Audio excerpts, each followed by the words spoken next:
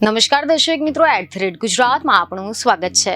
આમ આદમી પાર્ટીના લડાયક આદિવાસી યુવા નેતા અને ડેડિયાપાડાના ધારાસભ્ય ચૈત્ર વસાવા અનુસૂચિત જાતિ અને જનજાતિના સમુદાય માટે અનેક મુદ્દે અવાજ ઉઠાવતા જોવા મળ્યા છે।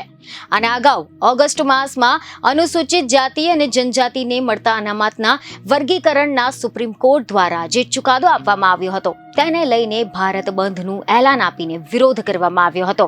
અને હવે ખબરો એવી મળી રહી છે કે નર્મદા જિલ્લાના ડેડિયાપાડાના ધારાસભ્ય ચૈત્ર વસાવાએ ફરી એકવાર અનુસૂચિત જાતિ અને જનજાતિ સમુદાય બાબતે મુખ્યમંત્રીને પત્ર લખીને રજૂઆત કરી હતી।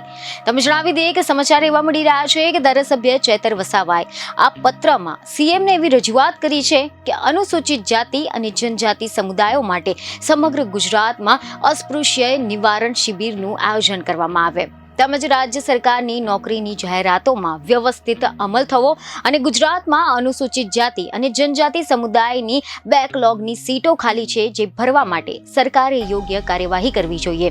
મહિલાઓ સાથે થતી જાતીય સતામણી માટે મહિલાઓને POCSO, good touch, bed touch આ સહિત વિશે માહિતી મળે તેના માટે મહિલા સ્વાભિમાન સંમેલનનું પણ આયોજન કરવામાં આવે અને આયોજનનું સરકારી ખર્ચે આયોજન કરવામાં આવે તેવી પણ માંગ કરવામાં આવી છે। તો આ ઉપરાંત સમાચારો મળી રહ્યા છે કે ગુજરાત સરકારના વિવિધ વિભાગોમાં અનુસૂચિત જાતિ અને જનજાતિ સમુદાયથી સંબંધિત અધિકારીઓ સાથે આજે પણ ભેદભાવ રાખવામાં આવી રહ્યો છે।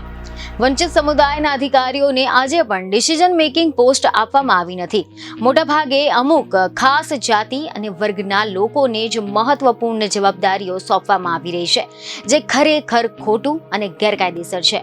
આ તમામ બાબતે ચૈત્ર વસાવા દ્વારા મુખ્યમંત્રીને પત્ર લખી રજૂઆત કરવામાં આવી છે।